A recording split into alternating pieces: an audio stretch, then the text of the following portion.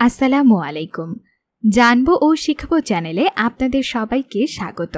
আশা করি সবাই ভালো আছেন।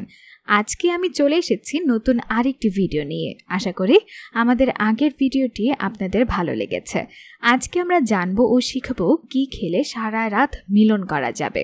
আমাদের এই ঘরোয়া টিপসটি ব্যবহার করলে আপনার দুর্বল লিঙ্গ শক্ত হবে এবং মিলনের পরও আপনার লিঙ্গ শক্ত হয়ে থাকবে দ্বিতীয়বার মিলন করার জন্য। আমাদের ফোরামে অভিযোগ করেছেন যে তারা বিভিন্ন ধরনের যৌন উত্তেজক ওষুধ গ্রহণ করেও স্ত্রীর সাথে বেশি সময় যৌন মিলন করতে পারছেন না। কিভাবে এই সমস্যা থেকে মুক্তি পাওয়া যাবে তার একটি উপায় জানতে চেয়েছেন, তাদের জন্যই আজকের এই ভিডিও। তো চলুন দেখে নেই কিভাবে তৈরি করবেন সেই খাবারের মিশ্রণটি এবং কিভাবে এটি খাবেন। এটি তৈরি করতে আপনার যা যা উপকরণ লাগবে: 1. খোসা ছাড়া রসুন, 2. পানি, 3. দুধ এবং 4. মধু। যেভাবে প্রস্তুত করবেন: একটি পাত্রে প্রথমে 10টি কোয়া রসুন নিয়ে তারপর এর মধ্যে 200 ml পানি নিন। পানির মধ্যে 500 ml দুধ মিক্স করে নিন। এরপর দুধ ফোটানোর জন্য চুলায় জাল দিয়ে নিন। দুধ জাল দিতে দিতে অর্ধেক পরিমাণ হলে চুলা থেকে নামিয়ে ফেলুন। এরপর ছাঁকনি দিয়ে ছেঁকে একটি পাত্রে এই মিশ্রণটি ঢালুন। তারপর এই মিশ্রণটির মধ্যে 2 থেকে 3 চা চামচ মধু মিক্স করে নিন। তৈরি হয়ে গেল দীর্ঘ সময় যৌন মিলন করার এবং লিঙ্গ শক্ত করার খাবারটি, যা খেলে আপনি সারা রাত মিলন করতে পারবেন। যৌন মিলন করার 30 মিনিট আগে এই মিশ্রণটি খাবেন এবং যৌন মিলন করার 30 মিনিট আগে এই মিশ্রণটি খাবেন। যদি আপনি সকালে খালি পেটেও এটি খেতে পারেন।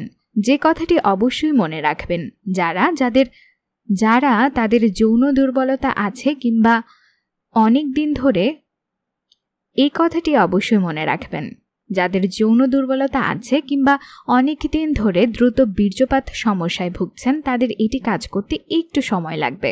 তাদের জন্য পরামর্শ হচ্ছে, যখন মনে হবে আপনার বীর্যপাত হয়ে যাচ্ছে তখন লিঙ্গ যোনির ভেতরে বের করে নিয়ে আসুন। 30 সেকেন্ড পর আবার লিঙ্গ ঢুকান। এভাবে চেষ্টা করতে থাকুন। এখন আমরা জানবো এই পানের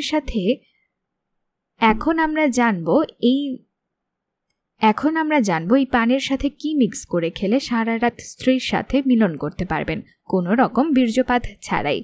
পান খাওয়ার এই রীতি আমাদের দেশে বেশ পুরনো। তাছাড়া সনাতন ধর্মের বেশ পূজায় পান পাতার ব্যবহার রয়েছে। খালি পানের স্বাদ ভালো না হলেও চুন সুপারি দিয়ে ব্যাপারটাই জমে যায়। তবে অনেকে পান